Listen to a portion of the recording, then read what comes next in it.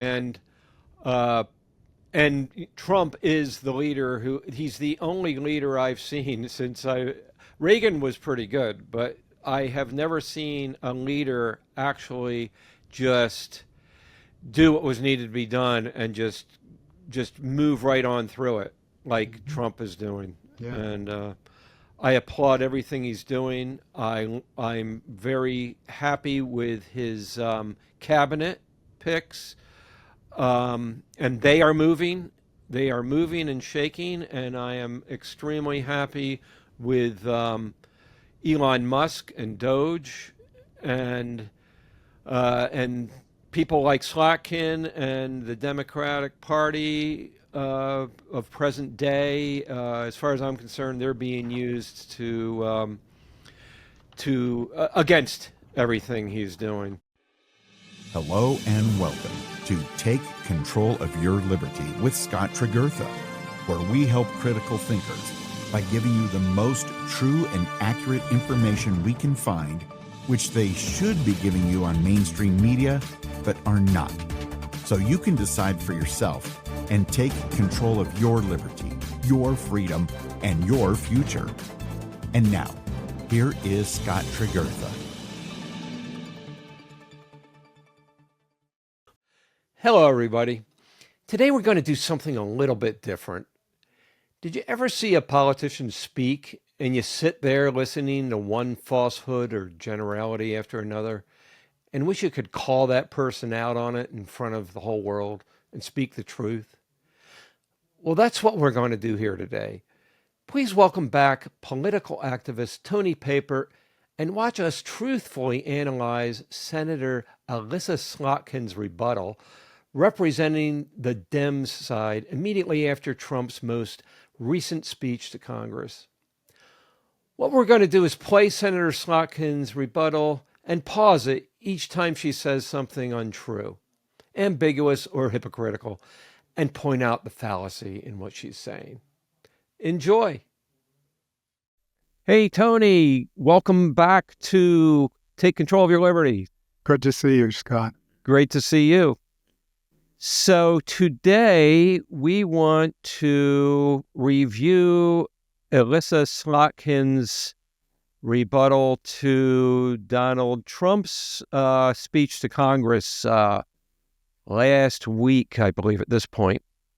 I thought it was a great speech by Trump. How about you? Oh, it was terrific. I thought he hit it out of the park. I loved it, every bit of it. So anyway, this Slotkin, Senator Slotkin, had some, I felt it was pretty negative, but I just thought, and, I'm okay with them giving their side of things, but I just thought I thought there was some falsehoods and I thought it was negative. And so I just wanted to, let's see what you have to say and get some truth out there. Terrific. So I'll play it, and then you can stop me, or I'll stop it whenever we feel we need to discuss some points. So Terrific. Here we go.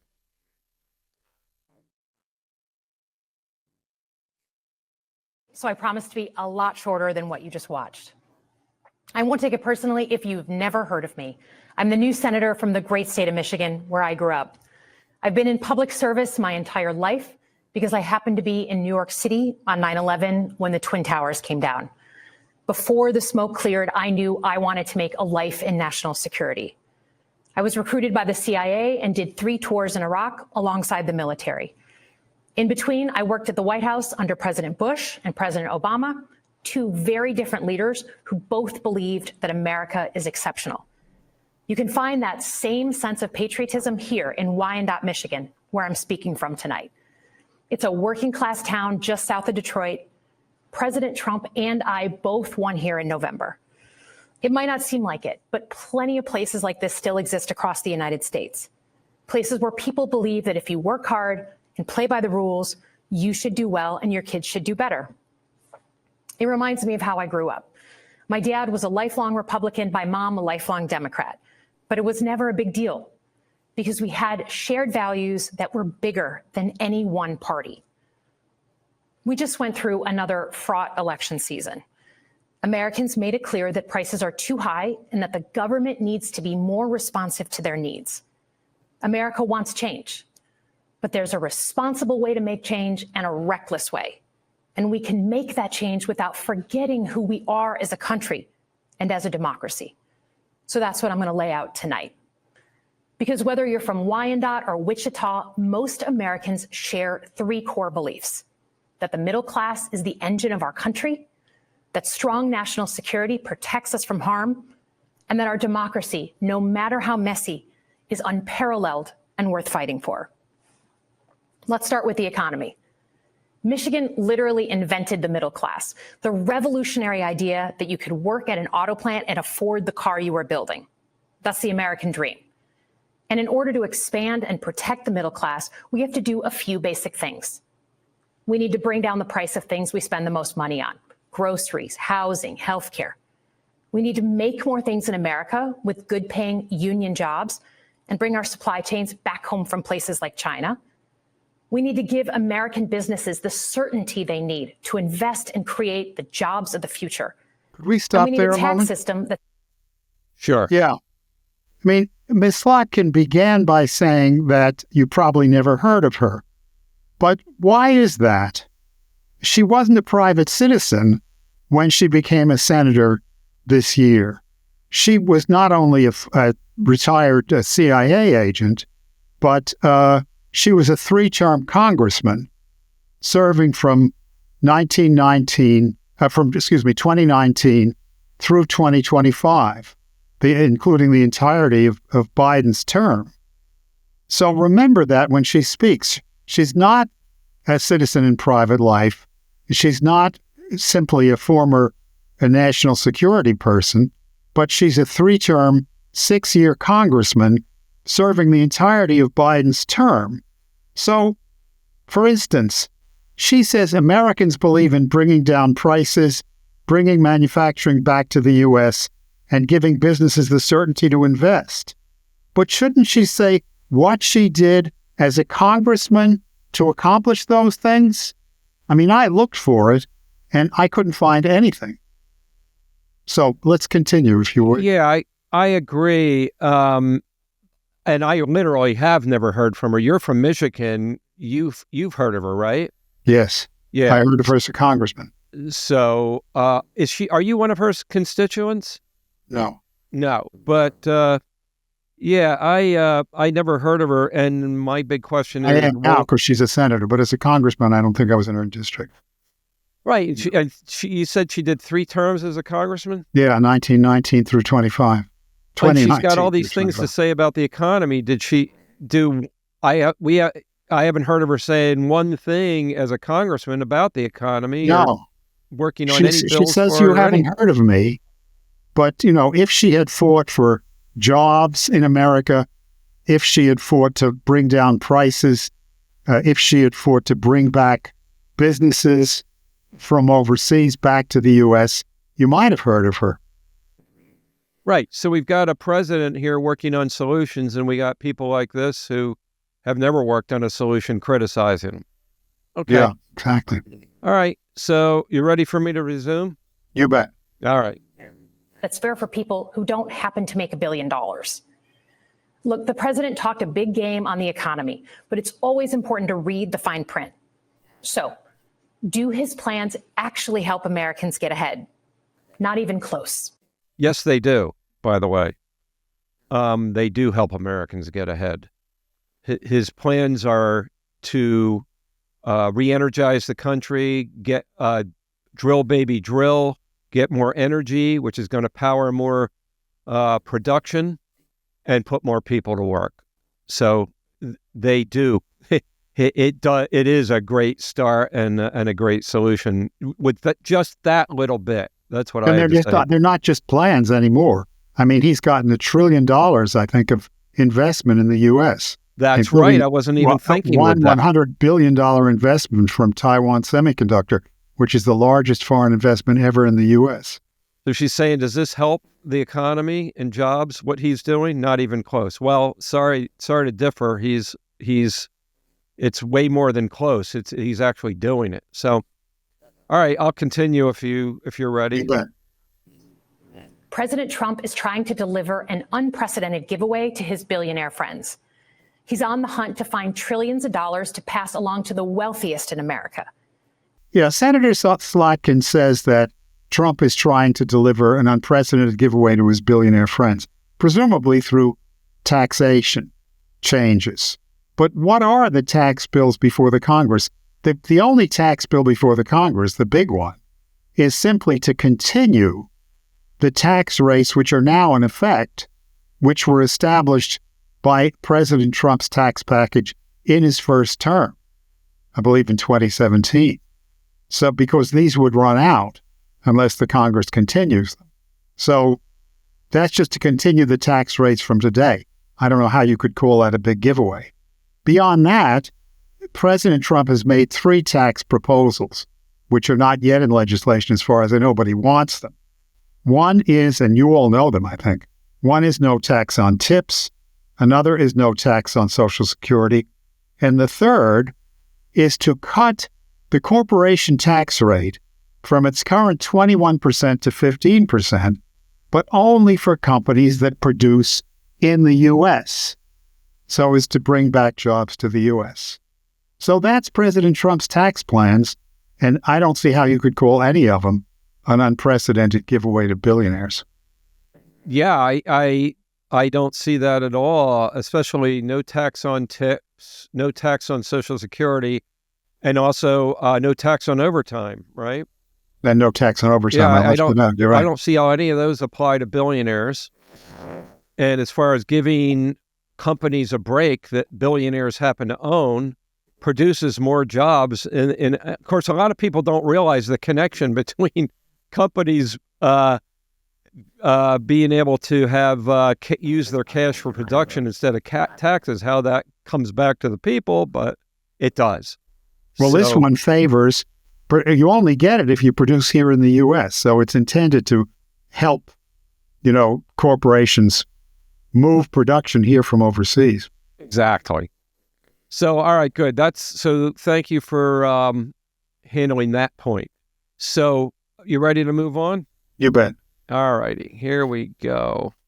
He's on the hunt to find trillions of dollars to pass along to the wealthiest in America. And to do that, he's going to make you pay in every part of your life. Grocery and home prices are going up, not down, and he hasn't laid out a credible plan to deal with either of those. His tariffs on allies like Canada will raise prices on energy, lumber, and cars, and start a trade war that will hurt manufacturing and farmers. Let's stop there a sec. Yeah, but we have an example. Look back to President Trump's first term. He passed big tariffs in his first term, and the people who are warning about disaster from tariffs now said they would produce disaster, but they didn't at all. The Americans' wages were up, and they were most up in the lower brackets of wages.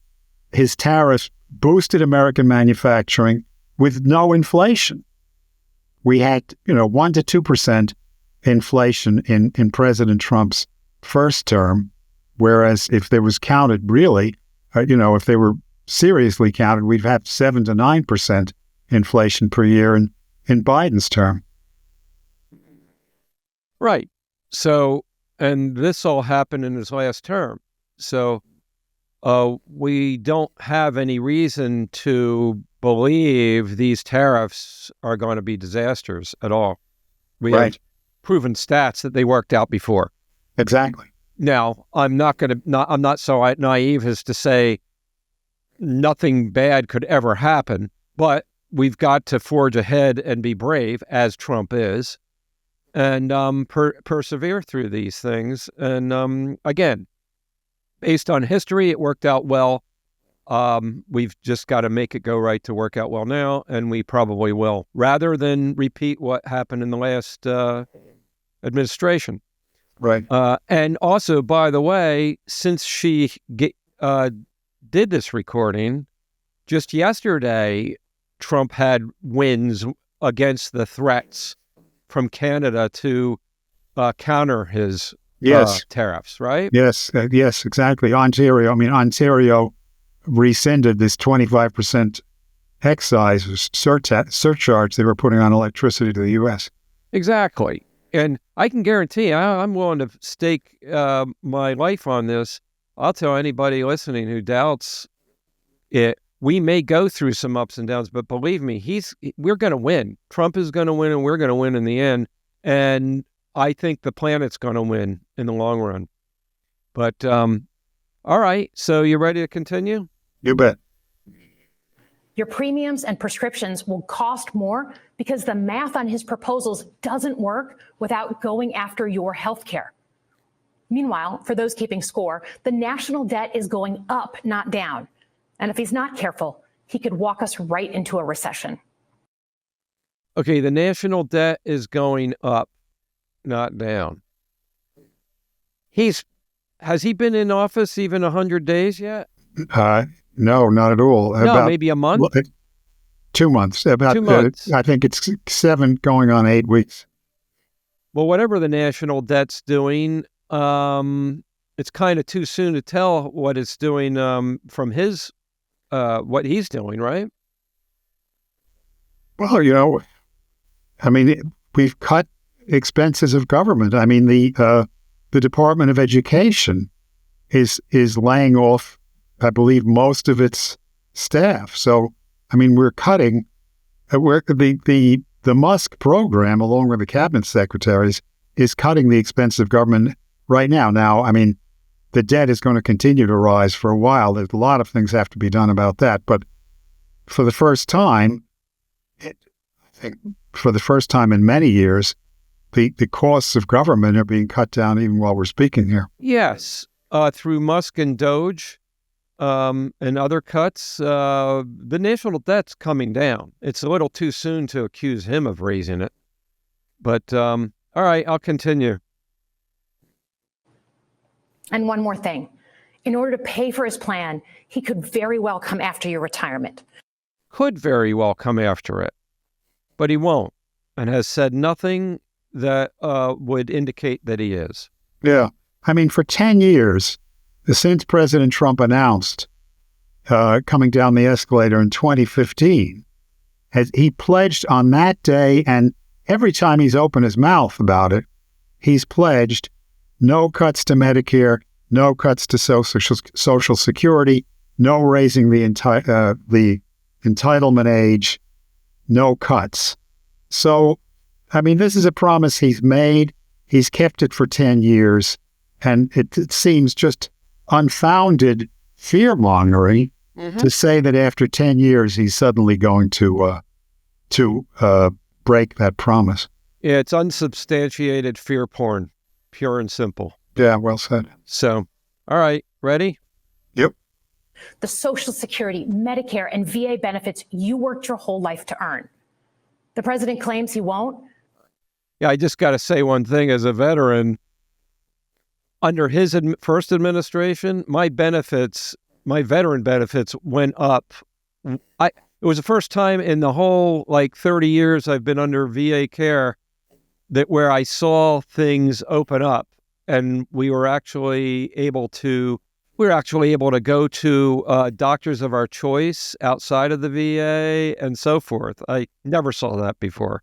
Yeah. And certainly not in this most recent administration. So I want to make that little point there. That's important. But Elon Musk just called Social Security the biggest Ponzi scheme of all time. While we're on the subject of Elon Musk, is there anyone in America who is comfortable with him and his gang of 20-year-olds using their own computer servers to poke through your tax returns, your health information, and your bank accounts? Yes, I'm extremely confident and happy with them doing whatever they're doing. And they're not going through our bank accounts and tax returns. No. The only things they're going through are the government's and the NGOs' tax returns and bank accounts. And that's what they're afraid of. No oversight, no protections against cyber attack, no guardrails on what they do with your private data. Pure fear porn there. We need a more efficient government. You want to cut waste? I'll help you do it. But change doesn't need to be chaotic or make us less safe. How are you going to help us do it? You Yeah. didn't do it when you were in Congress. We never No. heard of you, right? Exactly. That's what I was going to say precisely. What did you do during 6 years in Congress, or your prior work in Washington for 2 prior administrations? What did you do in all that time to help us cut waste? Right. So I don't know about you, but I'd rather trust someone who had a successful 4-year term versus the term that just happened under Biden, and versus anything she did, because we don't know what the hell it was. The mindless firing of people who work to protect our nuclear weapons, keep our planes from crashing, and conduct the research that finds the cure for cancer, only to rehire them 2 days later.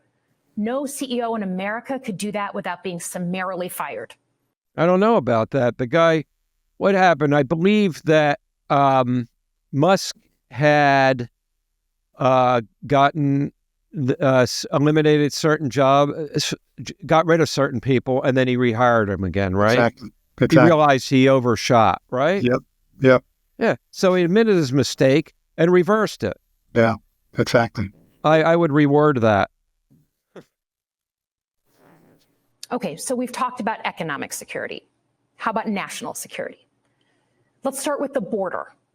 As someone who spent my whole career protecting our homeland, every country deserves to know who and what is coming across its border. Period. Democrats and Republicans should all be for that. But securing the border without actually fixing our broken immigration system. Well, let's stop there for a second. Not the disease. Sure. I mean, I think, Mrs. Slotkin, you should tell us when you say every nation must control its border. Now, President Biden opened up the border on his first day in office by reversing Trump's executive orders that had closed it. So we've had an effectively open border throughout the Biden administration. You say we all agree America must control its border. When did you decide that? Did you decide that anytime during the past 4 years when we had an open border? Doesn't seem like it to me.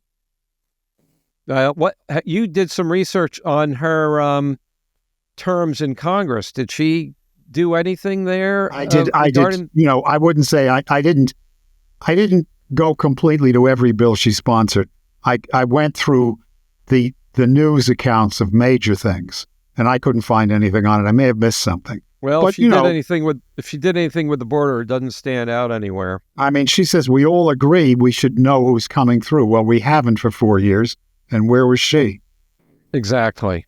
And why criticize the guy there's one thing you can't deny. Trump's doing something about that border. He's closed the border. Exactly. Now at last we know who's coming into the United States. We didn't for 4 years. America is a nation of immigrants. We need a functional system keyed to the needs of our economy that allows vetted people to come and work here legally. That's called our legal immigration system. Right. Yeah, we have that already. I mean, that could be improved, but it's just sophistry to say that some problem in the legal immigration system, which was really unused during the Biden years, caused the open border. It wasn't that. It was Biden that caused the open border. It wasn't a system. He opened the border on day one, as J.D. Vance said. Regardless of any improvements the system might need, the first step is to abide by what we have in the first place, right? Which Biden did not do. Yeah. And Trump is. He put it right back in. So I look forward to the president's plan on that. Because here's the thing. Today's world is deeply interconnected. Migration, cyber threats, AI, environmental destruction, terrorism. One nation cannot face these issues alone. We need friends in all corners, and our safety depends on it. President Trump loves to say peace through strength. That's actually a line he stole from Ronald Reagan. But let me tell you, after the spectacle that just took place in the Oval Office last week, Reagan must be rolling in his grave. I thought that spectacle was delightful, actually. That's the first time I ever saw a president put somebody like Zelensky in his place. Yeah. You have anything to say on that? Oh, many Americans said, I am proud to be an American today because the President Trump stood up for America by standing up for peace, his mission of peace. Zelensky was refusing to make peace. Yeah. He just wanted more money to keep that war going. We all want an end to the war in Ukraine. Stop there. But Reagan understood that. Yeah. I mean, she says we all want an end to the war in Ukraine. But again, we all want an end to the war. Biden refused to talk to Putin for the entirety of that 3-year war. And what did she do about that? Nothing. She says we all want an end to the war. When did she decide she wanted an end to the war? November 5th of last year? She did absolutely nothing about it before, when Biden was keeping the thing going. Exactly. And I think anybody who wants more money invested into that war through Ukraine or in any way, shape, or form does not want an end to that war. They're just pouring more fuel on it. My opinion. You ready to move on? Sure. Okay. That true strength required America to combine our military and economic might with moral clarity. And that scene in the Oval Office wasn't just a bad episode of reality TV. It summed up Trump's whole approach to the world. He believes in cozying up to dictators like Vladimir Putin and kicking our friends like the Canadians in the teeth. Okay. It's funny. You need communication to end wars and to stop and to keep them from happening. You need communication between leaders. But any communication Trump ever has with world leaders, call them our enemies or not, he's accused of cozying up or being in their pocket or whatever. It's ridiculous. They are denying the very thing that needs to be done to prevent wars by acting that way. Yeah, you're right. He sees American leadership as merely a series of real estate transactions. As a Cold War kid, I'm thankful it was Reagan and not Trump in office in the 1980s. Trump would have lost us the Cold War. Donald Trump's actions suggest that in his heart, he doesn't believe we're an exceptional nation. Did she just say Trump says in his heart he doesn't believe we're an exceptional nation? Trump's actions suggest that in his heart he believes. Pardon? I think she said Trump's actions suggest that in his heart he doesn't believe we're an exceptional nation. Did you ever hear him say that? No. I never heard him say it. It doesn't make any sense. I mean, the only thing is he might be accused. He's saying make America great again might mean we're not so great right now. That might be where they're getting that. I don't know. Well, but yeah, we do need to recover from some bad things that were done that we did under past administrations. That's for sure. He clearly doesn't think we should lead the world. Look, America is not perfect, but I stand with the majority of Americans who believe we are still exceptional, unparalleled. And I would rather have American leadership over Chinese or Russian leadership any day of the week. Because for generations, America has offered something better. Our security and our prosperity, yes, but our democracy, our very system of government, has been the aspiration of the world. And right now, it's at risk. It's at risk when the president decides you can pick and choose what rules you want to follow, when he ignores court orders and the Constitution itself.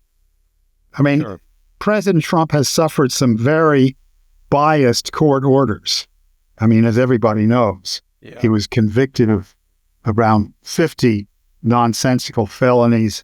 He had all kinds of biased, prejudiced court orders against him from state courts and from federal courts, but he has never ignored a court order.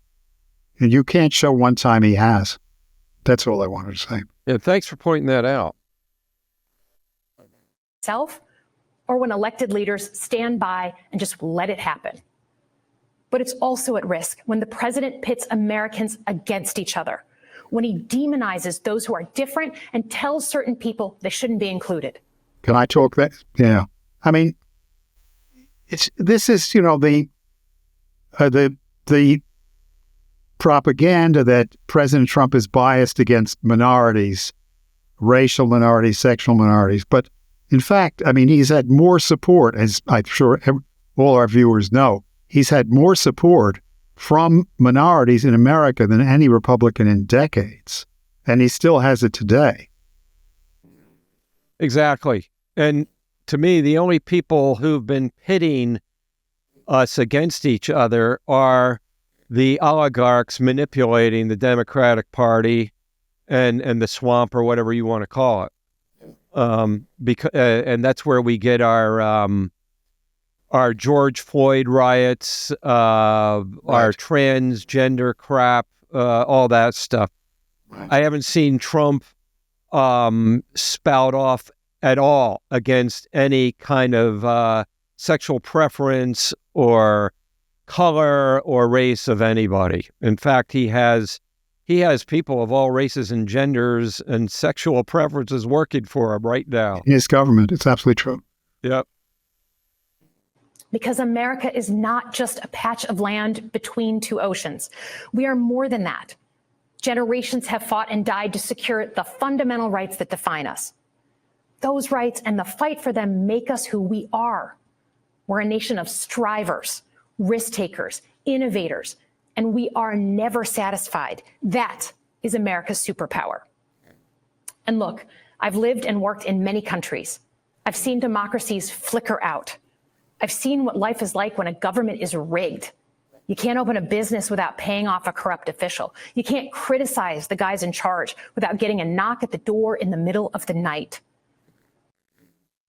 You mean like all the knocks on the doors Roger Stone got in the middle of the night? Either Navarro, and people who were attending PTA meetings or who were praying outside of abortion clinics, or our January 6th the largest people. FBI operation in history, January 6th. Exactly. Largest FBI operation in history. Knocked on hundreds of doors of patriotic Americans who were peacefully protesting the election, the fraudulent election that took place in 2020. Right. That's my 2 cents. Yes, you're right. So as much as we need to make our government more responsive to our lives today, don't for one moment fool yourself that democracy isn't precious and worth saving. But how do we actually do that? I know a lot of you have been asking that question. First, don't tune out. It's easy to be exhausted, but America needs you now more than ever. If previous generations had not fought for this democracy, where would we be today? Second, hold your elected officials, including me, accountable. Watch how they're voting. Go to town halls and demand they take action. That's as American as apple pie. Third, organize. Pick just one issue you're passionate about and engage. And doom scrolling doesn't count. Join a group that cares about your issue and act. And if you can't find one, start one. Some of the most important movements in our history have come from the bottle up. In closing, we all know that our country is going through something right now. We're not sure what the next day is going to hold, let alone the next decade. But this isn't the first time we've experienced significant and tumultuous change as a country. I'm a student of history, and we've gone through periods of political instability before. And ultimately, we've chosen to keep changing this country for the better. But every single time, we've only gotten through those moments because of two things: engaged citizens and principled leaders. Engaged citizens who do a little bit more than they're used to doing to fight for the things that they care about, and principled leaders who are ready to receive the ball and do something about it. Yeah, I just got to say, engaged people and principled leaders are exactly how we got Trump elected. It's true. The first time and this time. So I 100% agree with her on that point. Yeah. But, the other part of what she says is really, pick an issue and make a single issue interest group, which is, it's not what's most needed, especially if people believe what she's saying. I mean, major media has defamed Trump for a decade and produced a visceral Trump hatred among many Americans. And if you share that, and many do, unfortunately, you've got to find a way to get beyond it, look at the facts, and see through this Trump hatred, as former Trump hater Sasha Stone of Hollywood and many, many other people have done. Agreed. Are you ready to listen to the end of her? Sure, if you want to. I think it's just about over. So thank you tonight for caring about your country. Just by watching, you qualify as engaged citizens. And I promise that I and my fellow Democrats will do everything in our power to be the principled leaders that you deserve. Good night, everyone. Okay. All right. So, yeah. So, do you have any more to say about what she just was talking about there? No, really, what I said, that the country is not going to be cured through more single-issue interest groups, but understanding of the historical process underway in the world, which is, returning or going forward to something which has never fully existed, which is a world of sovereign nation states without empire, without globalism, which is can be a peaceful and productive world. As the founders of our country foresaw, to occur sometime in the distant future. Now we can do it. We haven't done it, but we can do it. Exactly. And Trump is the leader he's the only leader I've seen since Reagan was pretty good, but I have never seen a leader actually just do what was needed to be done and just move right on through it like Trump is doing. Yeah. And I applaud everything he's doing. I'm very happy with his cabinet picks. And they are moving and shaking, and I am extremely happy with Elon Musk and Doge and people like Slotkin and the Democratic Party of present day. As far as I'm concerned, they're being used to against everything he's doing. So anyway, I know there's a lot more education you could give on this and what it really takes to heal our nation and make things better. But for now, I'd say Trump is doing what it takes. Yes. And you have given us quite a bit of information in past interviews, and I'm sure in the future. So thank you very much, Tony. Thanks for having me. Sure thing. If you'd stay on for a minute, I got some things to wrap up for you. Everybody, thank you for listening. I hope you got something out of that, and I'll see you next time. Thank you all for listening. And we're more than happy to listen to you too. Please feel free to leave a comment as well as like or subscribe. But also, you can email me directly at scott@takecontrolofyourliberty.com or through my website at www.takecontrolofyourliberty.com. To get more information from Tony and others of his knowledge and caliber, go to www.prometheanaction.com and join in their Saturday and Monday night classes, as well as read the great articles they have posted there by Tony and others. And until next time, remember to take control of your liberty, because you don't want anyone doing that but you.